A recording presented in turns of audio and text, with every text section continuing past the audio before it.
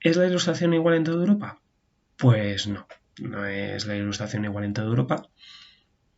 Para empezar, la Ilustración comienza en Inglaterra, en realidad, y en Inglaterra comienza en el siglo XVII, ¿no? Más bien. Aparece una serie de filósofos, John Locke, David Hume, que de alguna manera traducen el método científico a la filosofía y a la política y a la ética, ¿no? Y luego aparecerán algunos grandes pensadores que han tenido mucho impacto en las ciencias. Newton, por supuesto, en las matemáticas y en la física, y Adam Smith, un poquito después, en la economía.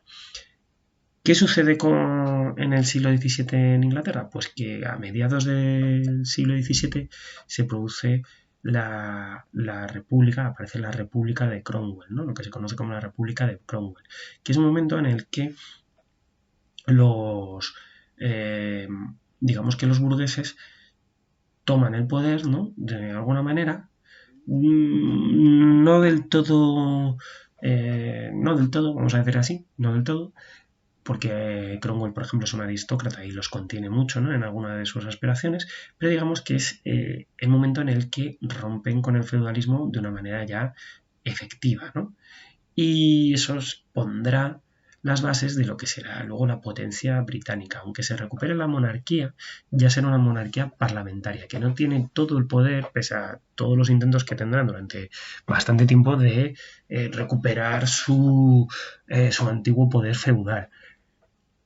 Y esta monarquía al final acabará fomentando los intereses de la burguesía y de la industria de la época.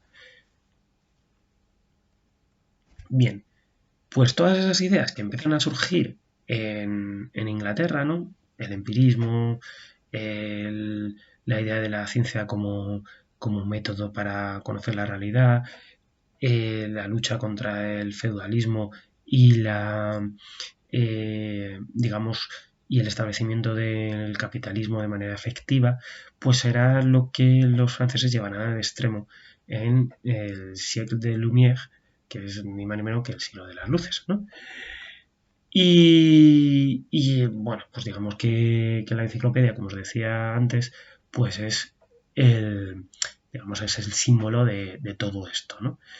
Claro, los franceses, los ilustrados franceses, lo que hacen de alguna manera es llevar estas ideas inglesas a un paso más allá, ¿no? Y incluso algunos lo llevan al extremo, ¿no? Todas estas ideas de la razón, de la ciencia, del progreso, frente a las tradiciones más antiguas. Claro, la mayoría de ellos son reformistas, pero es cierto que ya dan lugar o llegan a un extremo en el que ya era muy fácil llegar a la siguiente conclusión, ¿no? A la siguiente conclusión lógica, y era el paso revolucionario, ¿no? Es decir, bueno, es que esto al final, por mucho que nos empeñemos en reformar la monarquía y el feudalismo, pues al final o lo hacemos de manera revolucionaria o no sucede, que es lo que acaba sucediendo en 1789, ¿no? Bien, en Alemania tenemos una versión un poco diferente de la ilustración, que es lo que os pongo ahí, el Aufklärung, que no sé cómo se pronuncia realmente, o no voy a intentarlo, mejor dicho, y que tiene un componente, digamos, peculiar de Alemania, que es el idealismo, la escuela idealista alemana, que es muy importante. Digamos que es la filosofía anterior a Kant, para que nos hagamos un poco la idea, ¿no? Y es algo un poco diferente, ¿no? A lo que había sido el racionalismo y el empirismo, ¿no? Fijaos que tienen dos representantes bastante importantes, que son Lessing y Herder, ¿no?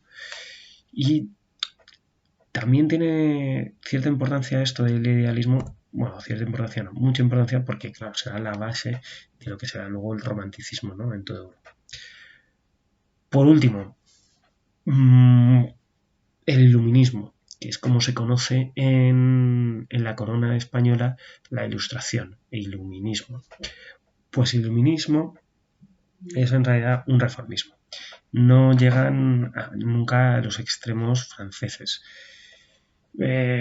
Quizá por cobardía intelectual o quizá porque, claro, la Inquisición y la Iglesia española pues tiene mucha más importancia, tiene mucho más poder de lo que pueda tener en Francia, ¿no? Además de que pensad que el siglo XVIII español es el inicio ya de la decadencia absoluta, ¿no? Del país. Entonces, claro, los autores pues al final no llegan a los extremos que llegan otros autores europeos. Bien, una idea fundamental es que recordéis que no se cultivan todos los géneros por igual. Lo más importante de este siglo, ya os decía antes, que son las obras ensayísticas y novelísticas, que son lo que mejor han perdurado. Hay grandes poetas que luego algunos estudiarán en el siglo XIX con cierto interés, como será Alexander Pope en Inglaterra, otros que no serán tan imitados, pero sí que es cierto pues, que no son poetas menores, como pueden ser Voltaire. Y luego tenemos algunos autores de teatro que realmente pues destacan, ¿no? Y dentro del mundo teatral pues tienen importancia, pero que a nivel literario universal pues no son tan importantes, ¿no? Como pueden ser Goldoni, Marivaux o Beaumarchais. Pues seguimos con nuestro tema 7. Chao.